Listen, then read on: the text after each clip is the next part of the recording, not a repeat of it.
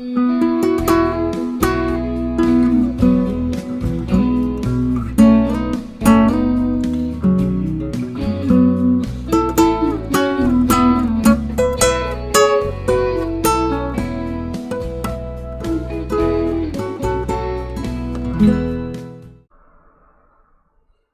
welcome to Thursday's edition of Cracking the Cryptic, and I hope all of you are managing to stay safe in these odd times.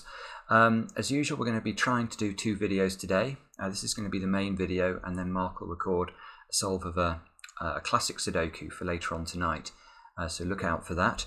And what else do I want to mention? Yes, we have our Patreon reward puzzle for April. That is live on Patreon now, so if you are a patron of the channel, thank you very much. And if you head on over there, you can do a special puzzle hunt that we've set up for you guys. It consists of a star battle, an anti-diagonal Sudoku, and a little word puzzle as well at the end.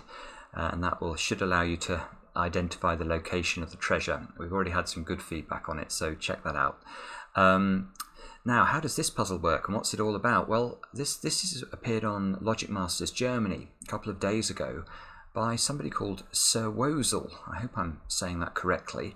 And it's already racking up a 90% approval rating, which means it's going to be a great puzzle. And it's 2 stars out of 5, which it can be a bit misleading on Logic Masters Germany. It makes it sound easy, but in my experience, most of the solvers on Logic Masters Germany are extremely competent. So that might not mean it's going to be an easy puzzle, but it should mean it's probably not going to be as hard as yesterday's puzzle, which I think you guys agreed with me was fairly difficult. Now, how does this one work? Well, if we look at the numbers in the grid, these numbers tell us the sum of the orthogonally connected cells, not including the cell containing the number. So if we look at this 21 here, that is telling us the sum of this square, this square, this square, and this square, not the one with the 21 in it. So these 4 squares connected orthogonally with the cell. So I guess the 14 here, that's going to be those 3. The 27, that's going to be those 4, etc. Now, the only other rule or thing to note is that one of the cells is labelled with an X. So obviously this one would be cluing the sum of those 2 cells. And we can see also there is a 3x sort of little killer type clue along the diagonal. This diagonal here must sum up to 3 times x, and x is obviously the sum of those 2 cells. So that is an intriguing addition to the rule set. Now, I'm quite sure that's not going to be where we need to start in terms of solving the puzzle. Now, as usual on Cracking the Cryptic, if you want to have a go, click on the link under the video. And just to mention briefly as well, those of you who are new to the channel might not be aware of this, but we have a fairly rigorous selection process now. If a puzzle appears on Cracking the Cryptic nowadays, you can rest assured it's going to be an awesome puzzle. It's going to have been tested at least once by a world-class solver, and approved for sort of entertainment value as well. So we have got quite good quality control these days. There should be no dud puzzles, and everything should be as entertaining as possible. And I mention this just because all of our time is limited, and if we're going to spend time solving puzzles, we should spend time solving really good puzzles, not wasting our time with nonsense. So I think this channel now is definitely a good place to spend your puzzling time. Now, with that, let's get cracking. Now, I can see somewhere to start here, which is the 30 clue. 30 in 4 cells. That can only be 6, 7, 8, and 9. Oh, and 9. If I could press the mouse correctly. 29. That can only be 5, 7, 8, and 9. And okay, that looks like it's all the easy digits. So, what would we do next? I suspect we're going to have to look at the interaction of some of these clues. So, yeah, so these 2 clues are highly constrained. Now, why do I say that? Well, in fact, yeah, this one is forced. Let me explain why. So, those squares add up to 30. These squares add up to 21. Now that means, if we look at this carefully, there is a relationship between the value of this blue cell sticking out of this 3x3 block and these two cells. How does that relationship work? Well, we know that this box adds up to 45, and we know that because it will contain the digits from 1 to 9. If you add up those digits, you get 45. It's the most important number to remember in solving any killer Sudoku, or frankly any Sudoku that involves arithmetic at all. So if we know this adds to 45, we also know that the sum of the two coloured areas is 51. Now how does that differ from the 45? Well, obviously it includes this cell, which we don't want to include, and it misses out these two, which we do.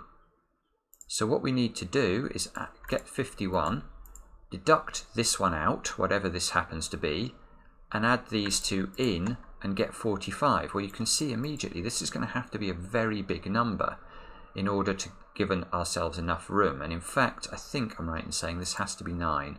Because if this is 9, 51 minus 9 is 42. That just gives us room to put a 1 and a 2 in those two squares.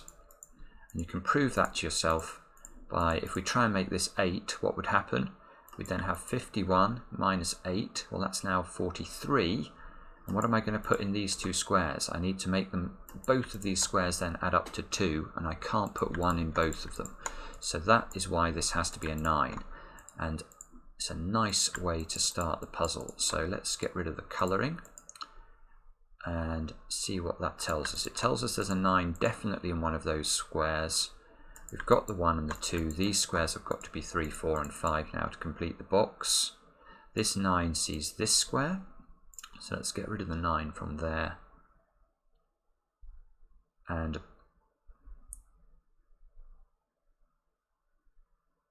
okay. Now this is very clever setting. Let me explain why I think this is clever setting. Because what Sir Woezel has done here is he's set up an idea.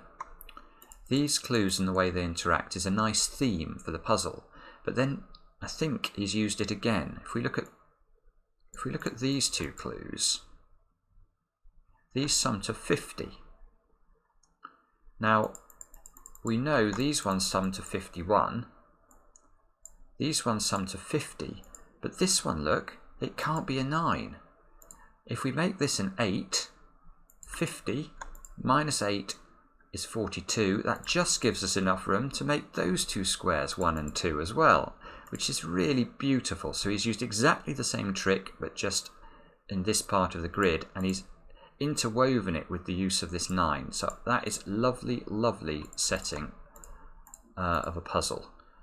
And just think about this for a second.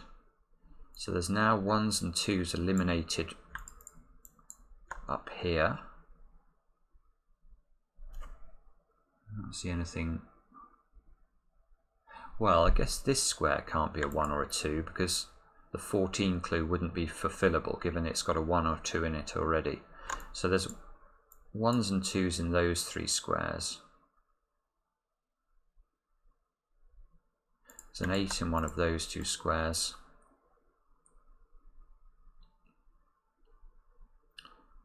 Now, okay, so now let's continue with the idea. We've got 29 plus 19. So this time that's 48. But we've already used 9 and 8 here. So the most I can make this square is a 7. That's interesting. Okay, so this could be a 7, but this, unfortunately, this can also be a 6, I think. Because 48 minus 6 is 42, yeah. So this is either 7, in which case we'd have 41 in the box. 41 would be the sum of these squares. So these would have to be 1 and 3. Or this is 6, and these have to be 1 and 2. So there's always a 1 in one of those squares. Yes, there's always a 1. So if there's always a 1 in one of those squares, and there's always a 1 in one of those 2 squares, we've got a lovely pattern that allows us to put a 1 in the central cell. Now if you can't see why that's the case, do pause the video. The reason is that, well, probably the easiest way of thinking about it is to note that we have ones in the same 2 rows of the grid in 2 different 3x3 blocks. So if we look at the other row in the group of 3, this one, where can we put a 1 in the row? It can't be in those 3 squares, it can't be in these 3 squares. You can see from our pencil marking in the centre it can't be in those 2 squares, so it must be there.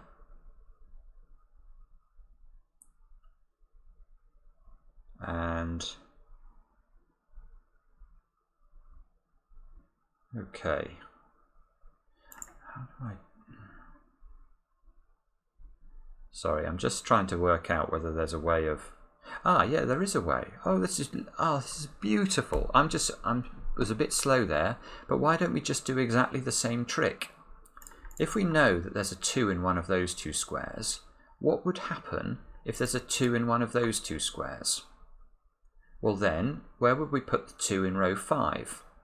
It couldn't go in these 3 squares, it couldn't go in these 3 squares, and what do you know? It can't go in those 3 squares either. Ergo, there is no 2 in either of those 2 squares. This is a 1-3 pair, therefore this has to be the 7. That has to be large. Now, there's no 7 in those 2 squares now, which gives us a 5-9 pair, so we can delete 5 from those squares there, and that gives us a 7-8 pair in column 8. This is a beautiful puzzle so far. Beautiful. 2, 4, 6 into those remaining cells in box 6 there.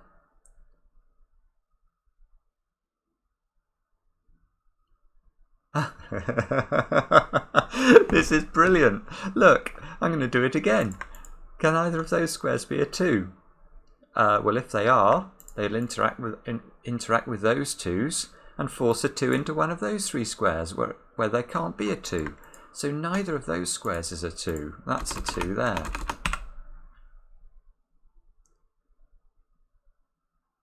That's just gorgeous, isn't it? That is absolutely gorgeous.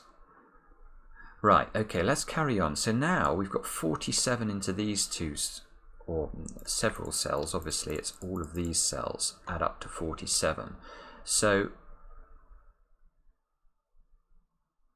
what can this square be?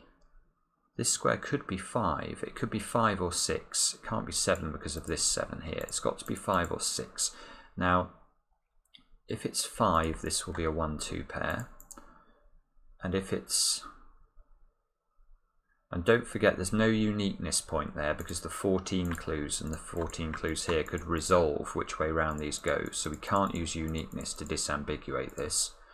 Or this is 6, in which case I get a 1 and a 3. So there's definitely a 1 in one of those 2 squares. But there can't be a 2 again. If there's a 2, I've got 2's up here. And I'd have to put a 2 in one of those 3 squares where there can't be a 2. So there is not a 2 down there.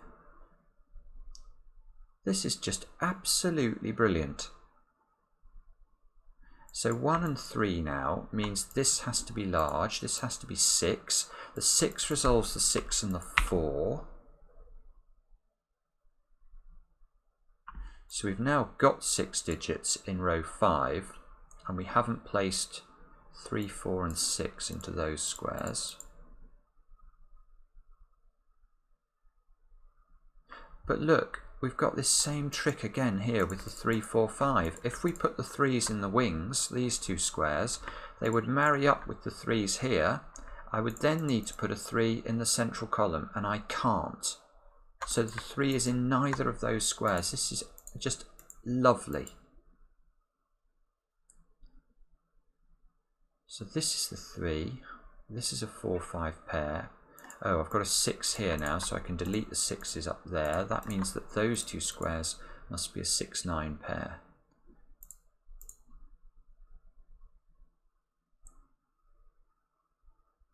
And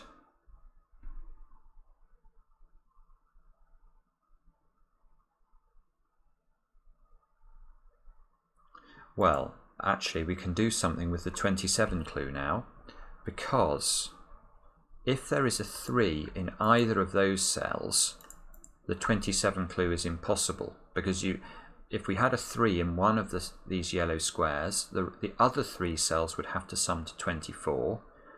24 in 3 cells has to be 7, 8, 9, and the other cell can't be a 7, 8 or 9 because it has to be a 3, 4 or a 6. So there is no 3 in either of those squares. There is a 3 here.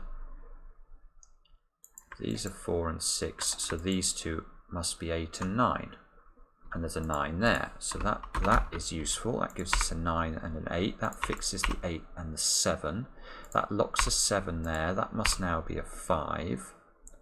So 5 in one of these two squares. 4 in one of these two squares. Looking down here, we need 2, 4 and 5 into those squares there.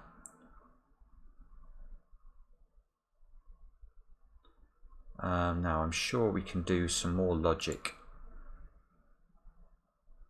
here. Let's look at this. So 2, 4, 5.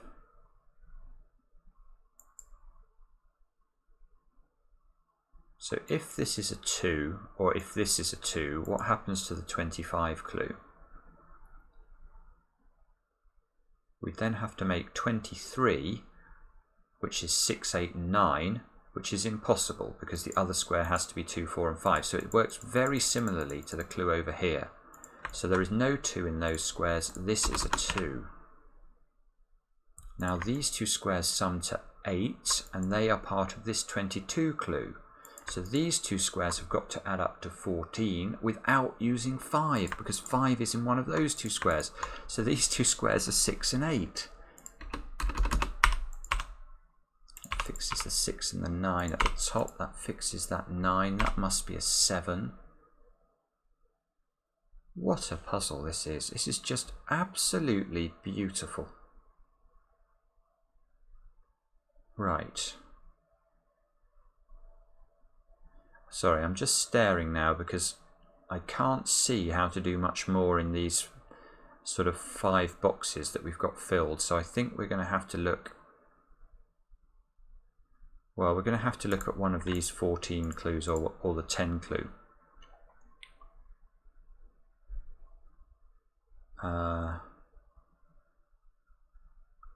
So let's look at this one, 14. So this could be a 1 or a 2. So if this is a 1, these two squares would add up to 13. They couldn't use a 9. So they'd have to be 5, 8 or 6, 7. So if they're 5, 8, this would be an 8. Oops, and this would be a 5. Is there anything wrong with that? No. If there's, they can't be 6, 7 because that 6 and that 7 both see this square. So if this is 1, this has to be 5, 8 like that. If it's 2, these have to add up to 12. It can't be 3, 9. It can be 4, 8, but again the 8 would be here. This would be a 4. Or 5, 7, they can't be 5, 7 because this square can't be a 5 or a 7. So this is always an 8. That's useful. This is always 8. Still don't know what this one, well, we know these two add up to 6. That's what we know. These 8s mean there's an 8 down there. Let's look at this one now. So now we've got, again, these two adding up to 13. Oh no, hang on. Let's look at 6, 7 first. So that would force a 7 here, which looks possible, and this would be a 6. 4, 9, is that possible? No, because this square can't be a 4 or a 9. 5, and neither of these squares can be an 8. So if this is a 1, this is a 6, and this is a 7. If it's a 2, these have to add up to 12. Can't be 3, 9. This one can't be a 4 or an 8, so we have to be looking at 5 and 7. So this is always 7. This is always 7. This could be a 5. 1, 2, 4, 5 to complete this row now. This can't be a 1 or a 2, so that's a 4 or a 5. That forms a pair, look.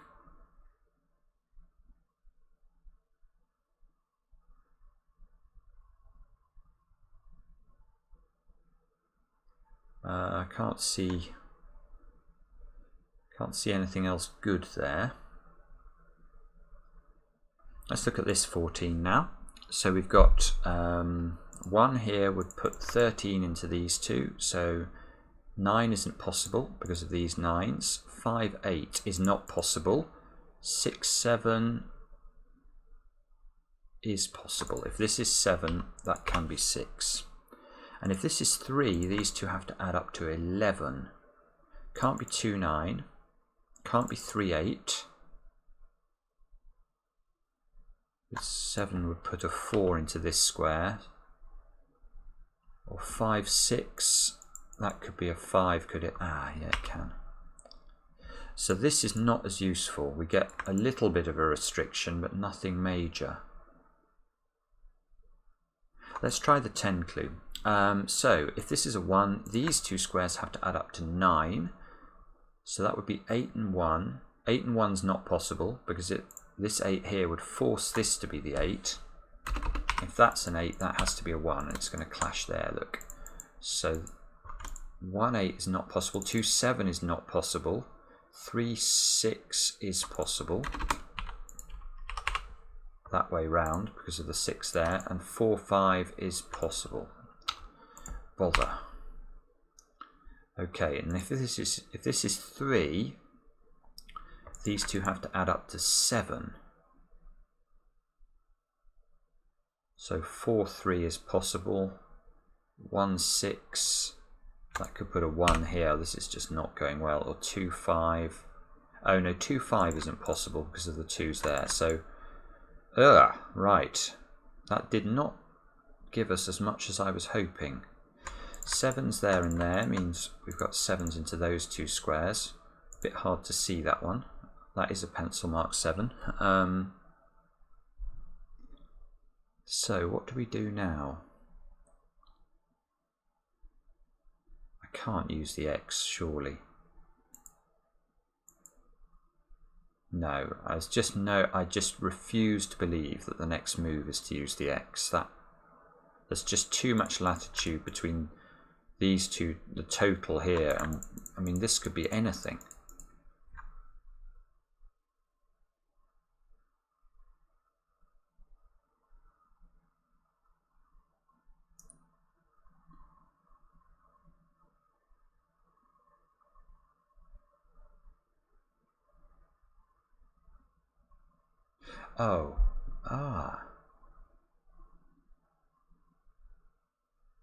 Oh, that's beautiful. Another beautiful idea here. Look, we have an 8 here and a 7 here. Now the 8 here means that these two squares have got to add up to 6. And the 7 here means these two squares have to add up to 7. But if I make this 6 total using 1 and 5 into these two squares, I remove both ways of making 7 from these two squares, because 1, 6 would become impossible because of the 1 here. Let me actually show you this. If that's 1 and 5, how do I make these two add up to 7 now? The 5, 2 option's off the table, and the 1, 6 option is off the table. So this is never 1. This is a 2. This is a 4. That's a 5. This is a 1. That's 6. Now that must help. Yes, 1 here fixes the 1 and the 3 at the bottom. Puts a 3 into one of those squares. 2 into one of those squares.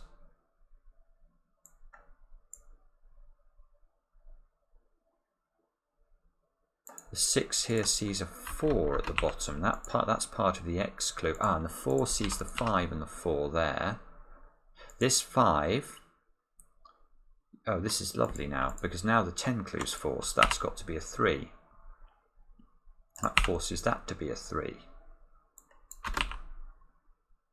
And this 5 here sees that 7, or makes that a 7. And now this 14 clue is forced. That's got to be a 6. That fixes this 6 and 4. That fix. Look at these 4s now. They force a 4 into this square where it takes the place of a penciled 8, so it gives me an 8 as well. Now there's an 8 over here. 8's here. Now we've got 8's locked into rows 1 and 3. Where? Oh no, we've already got the 8 there. I was about to get more excited. 6's. This square's got to be a 6. In placing this 6, I take a pencil marked 7. These 2 squares have got to be 1 and 5. Let's put that in. 1 and 5 there. 2, 7, 8, 6. In this column, we still need to place a 9, I think. Yes, we do. That has to be the 9. It's the only place because there's a 9 here already. That means this square is a 9. There's a 9 in one of these 2 positions. These squares are 1, 2 and 3 in some order. As you can see, that top one's got to be a 3 now. Oh, I didn't mean to do that. I meant to try and put a 1, 2 pencil mark in there and a 1, 2 pencil mark in there. This square's got to be a 1 or a 5 from the column, but there's a 5 there. So that's a 1, that's a 5, that's a 1, that's a 2, that's a 1. These 2 squares have got to be 3 and 5. That's fixable now. That's all working, I think. These 2 have got to be 7 and 9 in some order. Therefore, these 2 got to be 2 and 6 in some order, and that's now resolved. That should give us this digit, hopefully.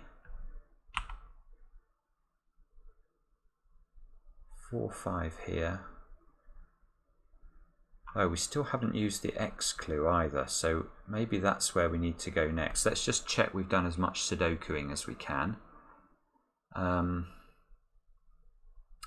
So in this column, look, we've got a 1, 3 pair. We still need to place 2, 5 and 9. So this square can only be 5 or 9, and that's on the diagonal. This square can only be 2 or 9. This square is going to be important to limit, isn't it? Because we've got 4, 5 here. So we've got 2... 7, 8, 9. So that can't be a 7. So this is 2, 8, 9. Is there anything restricting that at all? 2, 8, 9. Can't see. 2, 8, 9. Oh, down here, look, we've got 1 and 2. So this can't be 2. These 2, and we can do the 1 and the 2 at the bottom. So this must be 5, 8 or 9. So now let's just finish off the pencil marking in the centre. Look, we've got all the digits pencil marked, so we can just fill in those like that. And let's go to this X clue. So the X clue is summing to 12, which means 3x. This diagonal has got to sum up to 36. And we've already got placed on it 1, 2, 3, 4, 5, 13. So these squares have got to sum up to 23. Well, this square can't be a 3, because if this is a 3, how do I make these 3 squares add up to 20? I can't. If this is a 2, I have to repeat the 9 in this box. If it's a 4, I need a 7, and I haven't got a 7. So this is a 5, and that is the last step, isn't it? That's going to disambiguate everything. 3, 4, 2. Oh, it's just beautiful. It's unwinding now. So actually, let me just check. So what did I need? I needed, was it 23? Yes, 23, 14. These have to add up to 14. So they've got to be 5 and 9. Yeah, that's a 2 therefore. That's an 8. The 5 and the 9 unwind this way.